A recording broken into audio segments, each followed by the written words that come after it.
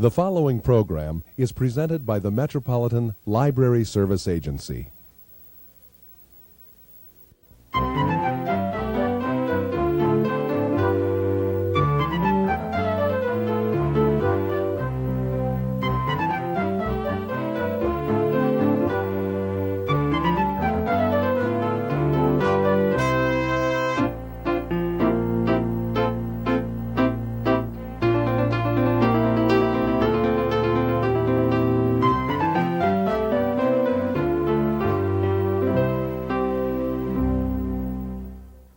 Hello, welcome to All About Kids, a program focusing on the interests of children and young people and some of the issues affecting them.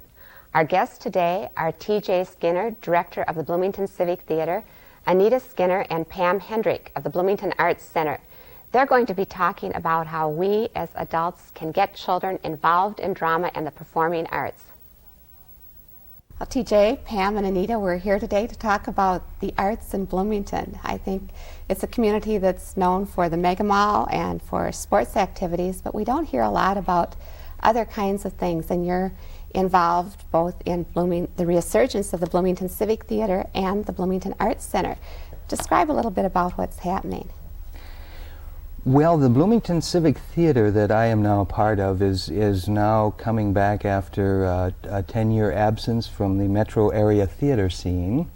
We opened our town on November 9th and ran for 4 weekends and did wonderfully. We had we broke even, which is a very big success in theater. And we are now planning our second production to hopefully have a whole season for the 89-90 season. That's exciting. And Pam, you've just finished directing a children's play, The Tales of Narnia. Narnia, which is the musical version of The Lion, the Witch, and the Wardrobe, for the 9 Mile Creek Company, which is a subsidiary of the Bloomington Art Center. And it's an ongoing program. Actually, we began it, I directed the first production in 1982. And then I was gone for a while doing other things and came back about 3 years ago. And it's a training program. We give extensive classes to children to try to build their skills and abilities as actors. And our productions come out of those classes. So we don't do open auditions in the community for our productions. It's our students who do the productions.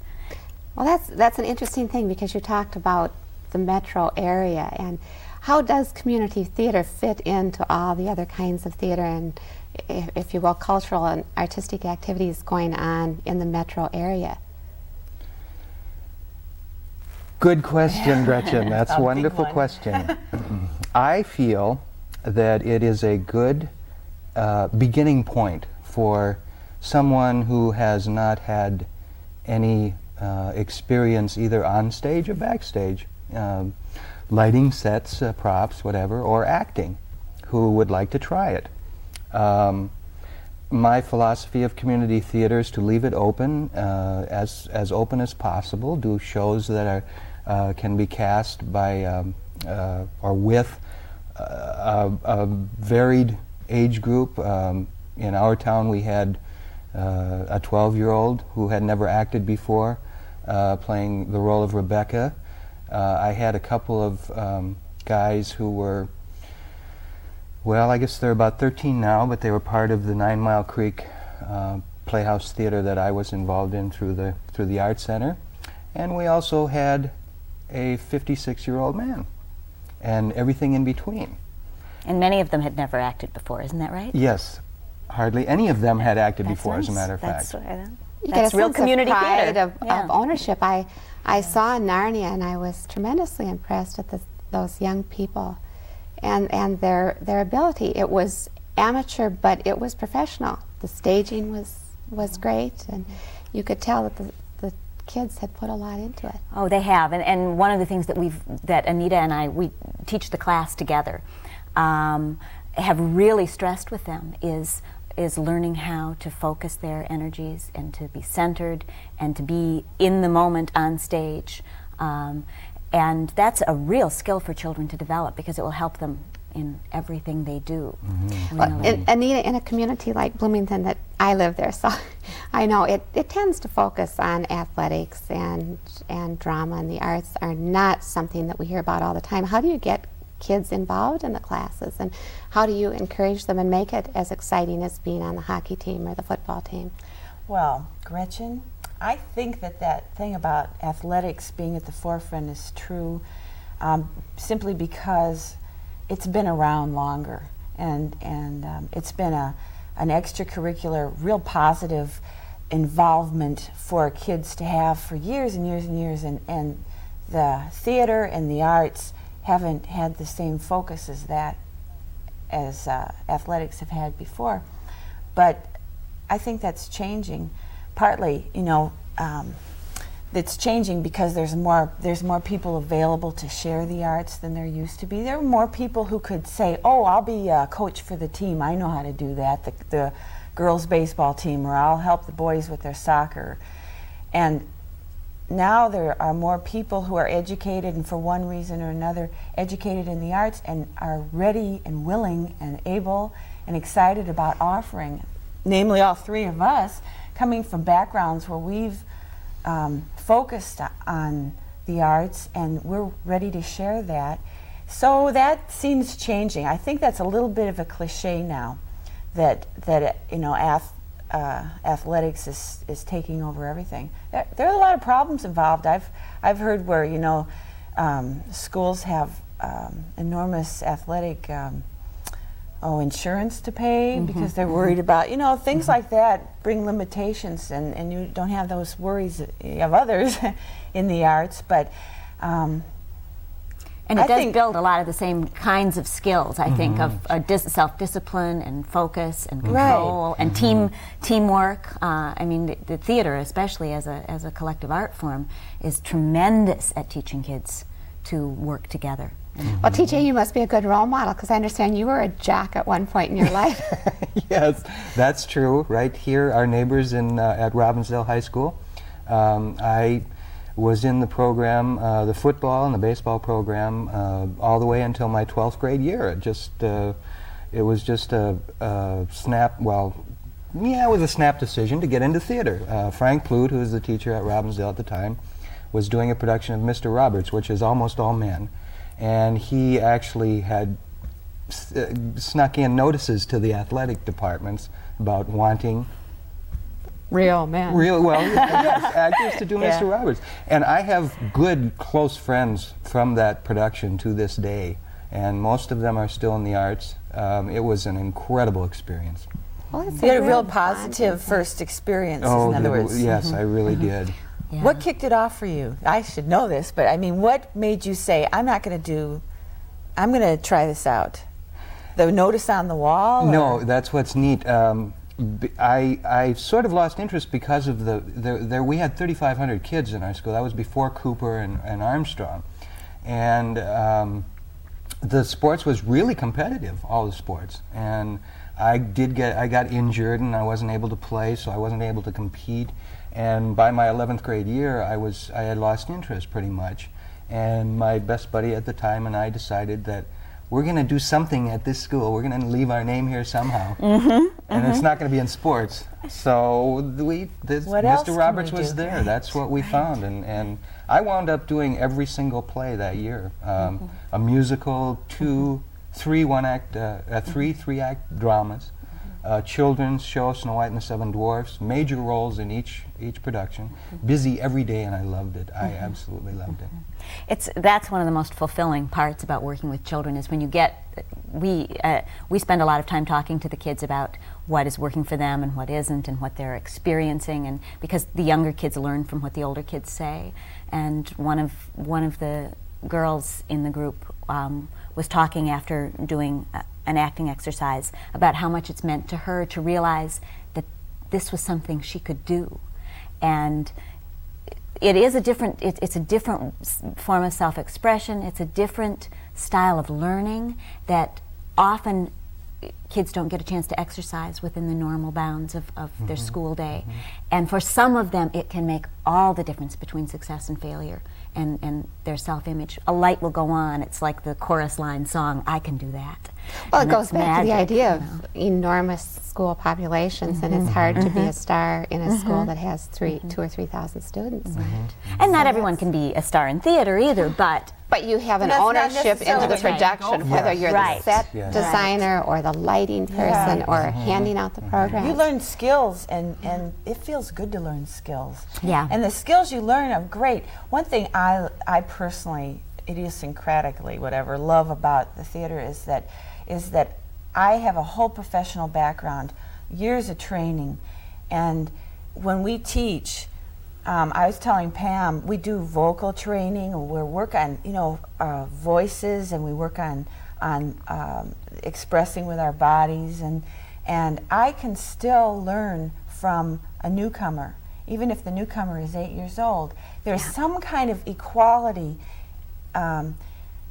that, for instance, if I'm not ever going to play a part of an 8-year-old as good as an 8-year-old is going to play it. There's something each individual can learn from another individual just because they possess themselves, and the kids in the program who are 14 can learn and appreciate what an 8-year-old is doing if they have a particular talent in a certain area. Also, all the kids, including us, all three of us, we have particular strengths in some areas. In other areas, we're weaker.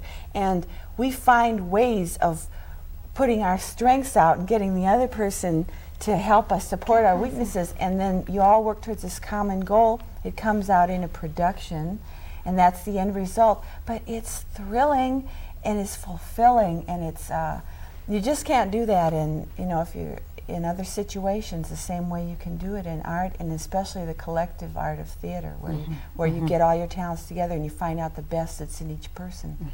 And that's what you feel great, I can do this, and I can share this with the other people involved. And I've seen an 8-year-old have that attitude and say, I can do this, I'm needed for this. And they are. It isn't pretend. You're really. Oh, sure. Each person in a production. right, Yeah. and we really Contributes to the whole. stress that Yeah. that feeling, Ensemble, I guess. the ensemble feeling, and sharing with each other on stage, but also that feeling of taking what's inside you, which is wonderful and magical, and getting it out there to share with the outside world, and getting it out there to share with the audience. And instead of yelling at the kids to talk louder, we really stress finding a way to take these wonderful things that are going on inside your head and share them with everybody in the audience. And it's a concept that really takes some time to develop, but once it clicks in, they get it, and it's And the wonderful. stage crew knows that without a good set, without the right. proper writing, Yeah. the show is Right. nothing too. Yeah. So they have that pride. And we ownership. try to use young people for every aspect of the theater, just as the Civic Theater tries to use community people and amateurs for every aspect, and I think that's real important. So you're building this whole core of support from people who've been involved in your productions, people who watch them, the parents of Hopefully these somebody is students. watching this right now. Well, I hope so. Absolutely. We hope What a few about- people maybe. What's your funding source? What kind of support that way do you have? Well, we got support from the city through the Bloomington Fine Arts Council. But not enough. No, we barely had enough. Never to- enough. Never enough. Well, Right. let's tell it like it is. It's true. not. Yes, it's a fight. We could do more, but It we is have really stuff a to do. pittance looking at the city budget that's left for the arts. But I applaud the businessmen that we have in office because they're businessmen, and I think Anita said. We have a woman on the council now, too. Thank you. Yes, and that's hopefully that'll be a help. We'll see what happens, but I think it's really a question of keeping at it, and it will come if it's supposed to. I think it's an art form of attraction rather than promotion. I think people are going to be attracted rather than this is. We have to have faith in what we're doing and not Yes, say yes, we have to yes. have money to do everything. Although we need to say that what we're doing Rental on the money scale we're and doing at that, royalty money. yeah, there's certain things you just can't do. We have to pay for the physical space. We have no physical home of our own to call home. We're homeless. The Bloomington community is homeless in terms of theater. We have shelter for the children's 9 Mile Creek Theater. Bloomington Civic Theater doesn't have a home at all and pays rent, and for the kind of budget we work with, it takes the entire budget just to pay the rent and to pay minimal royalties to find a play where we'll only have to pay very minimal royalties to keep it all above board and legal. That's where all the money goes, so that things that would enhance the production, enhance involvement, material for costumes, and certain special props you might need to make a show work better and all that, we have to go without or find the best that we can do, and see that as we go along, maybe that can develop more. The biggest thing we miss is a home. Is space. And I think, the 9 Mile Creek Company does have this wonderful space to use, which is the Northwest Chiropractic College on 84th and Penn. For our productions, we have to use a different space than that for rehearsals, which isn't terrible. But the main thing is that it is not our own space, and the kids feel that they're intruding in the space, and sometimes we're made to feel that way, and we can't have it whenever we want to. We can't come in and hang lights before a rehearsal because there are other people using the space then. We don't have adequate storage space for props and set pieces, and it is a nice performance space, but I think that if there was a space in Bloomington that was exclusively for performing, it would be just an enormous help to us all. It would open up a lot of possibilities. A lot of too. possibilities. I could see bringing kids from schools and giving them a real theater experience about what lights do, what set does, and have a whole, workshops, and have kids bust in and see this theater space and see how the magic happens, that it isn't something you are born with, but it's a skill and a game you can learn, and it's possible for you to do. If you desire it, then you can say you have the talent.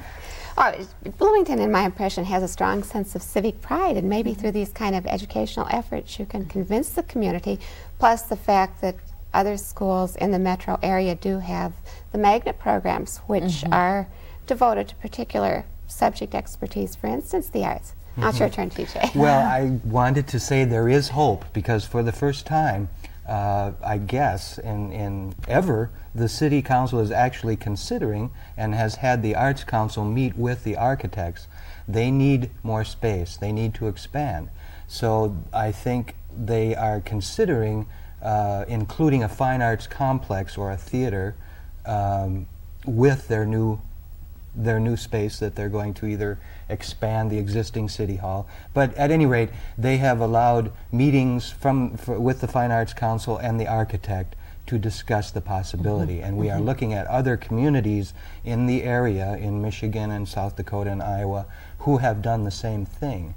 So the only thing is that the Fine Arts Council is nervous that the funds that may go to this building and maintaining this building may affect our other programs, our financing for the other programs, because we are hanging on right now by our fingernails financially with the symphony orchestra and the band and the art center and the civic theater, notable choral group, Angelica Catati, the children's choral group. Not to mention the Bloomington Art Center.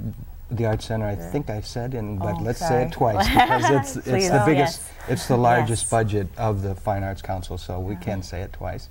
Well, you're always going to be a strong political presence. You have a ready-made group of lobbyists out there, the people who've performed. And I don't want to lobby, though. I want to do theater. Yes, that's the thing. And that is a risk, and I do have to say, having come from the professional theater community, small professional theater community in Minneapolis, is that when you force the people who are trying to do the art to expend a huge amount of their creative energy trying to raise the money for the art, then it does take away from artistic growth, and it does take away from artistic energy. Wonderful point. Wonderful. And it's a you different know, activity. It's you a know? different activity, but it can burn you out for But the there are stuff that you do other- best. But the there should be other out people. there. Parents, you had some Yes. politically involved parents. We have many politically involved the young parents. actors in And Narnia, that's- I noticed. Yes, that's so right. That's always, And we do our have, our always board have. that we are starting now, our new board, there are political people on there.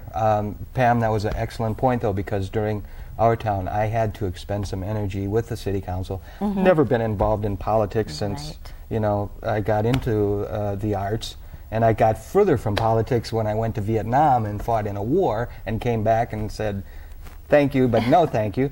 So this was a real new experience for me, and it did take away from my time with the production. It's interesting, though. I thought enjoyed you kind it. of enjoyed I enjoyed it. it. I do enjoy it. But don't you, mind and you having can around enjoy that. it, but you do But have it's- to be I careful, see and you it. have to be It's protective of where absolutely- your Yeah. energies go. And I'm, Yes. I mean, I'm saying that from firsthand experience. You can get severely burned out if you're trying to do it all. But you're right, and we should have advocates within the community. And I think you probably do, Yeah. and that group Yeah. will be going. Well, what about the future? What kind of plays are you planning? Are you going to eventually do anything original? Do you have a little core? Right now, it's very exciting. Very too. exciting. Yeah. Randy And Sue, then I hope we will later in the Yes, Bloomington yes. Civic Theatre. this is a first for the 9 Mile Creek Company, but we are bringing in a playwright, Randy Sue Latimer, who is a wonderful actor, mostly known as an actor in the Twin Cities community. And she is going to be writing an original script for the kids in the program. We're probably going to be adapting an already known fairy tale or story, but it will be a completely unique adaptation. And they're going to improvise Right. things about it that she'll see and note and incorporate into the play, so it uses them as a primary resource and also their kind of energy and the way they are. So it's really exciting. I've been fighting for this And for a music, while. we have I Lori wouldn't say fighting. I haven't. Johannes. Right, we have Lori Johannes, who's wonderful. Yeah. She's a mom of two For of the kids in music. the program, and she's going to be doing the music for it. And I wanted to do this for a long time because Anita and I work with the kids. Our primary training is through Viola Spolin, who is a woman who developed a wonderful program for kids in the Chicago area years ago and has written several books about the technique. And it has largely to do with improvisation. And these kids can improvise beautifully now, especially those who have been in the program for 2 or 3 years. And I want to be able to channel that ability, and that's what we're going to be doing. How does that translate to the audience? Is a young audience, an unsophisticated audience, able to get into the improvisation? Well, they kind won't of be thing? improvising the final product. Okay. They will be improvising rehearsals and then set the show from It will be a what they yes. improvise in rehearsals. They'll work it up and then script it so that by the time it gets in front of an audience, it will be a set show. But but little kids, in terms of watching improv or anything, if it's a good theater, any age It's attractive. will watch it. Yes. Yes. Yes. Little kids know good theater better than anybody. They Yes. know, you know. Oh, just and they're the know it most works. critical audience. That's as I see. right. They're not interested And accepting. the wrestling and the whispering. yeah. Well, comments, that's the coughing. purest purest form of acting is playing house or Cowboys and Indians. Only you share when it with you're an 6 audience. years- That's yes, the that's skill. learning That's to the skill. share it. That's That's the the skill. skill.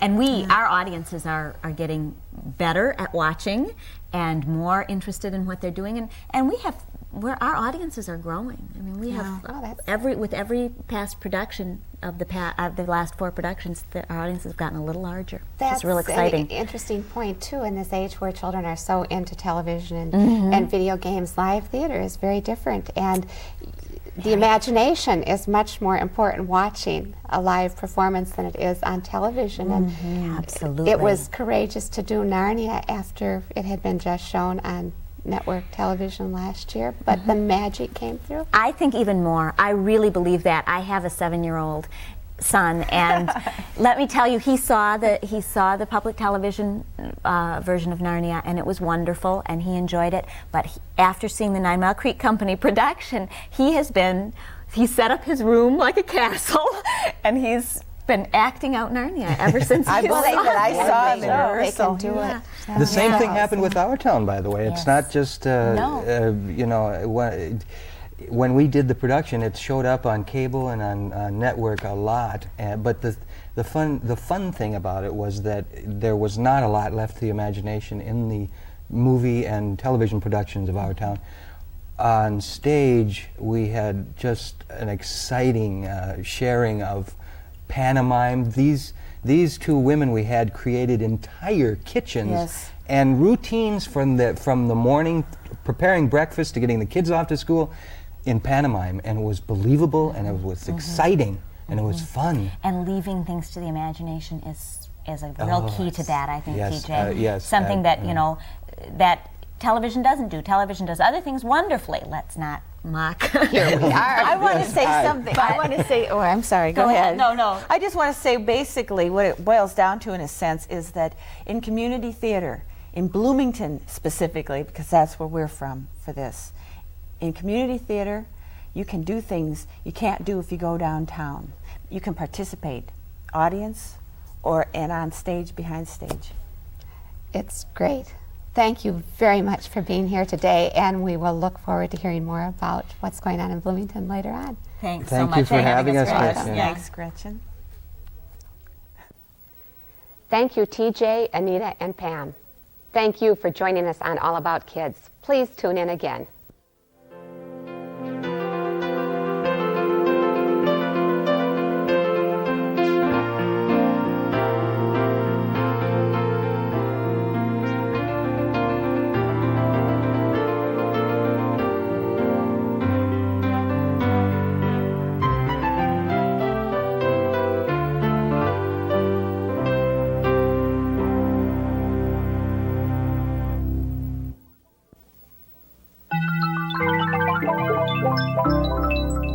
This has been a presentation of Hennepin County Library in conjunction with the Twin Cities Metropolitan Library Service Agency. We thank you for watching, and we hope you visit your public library often.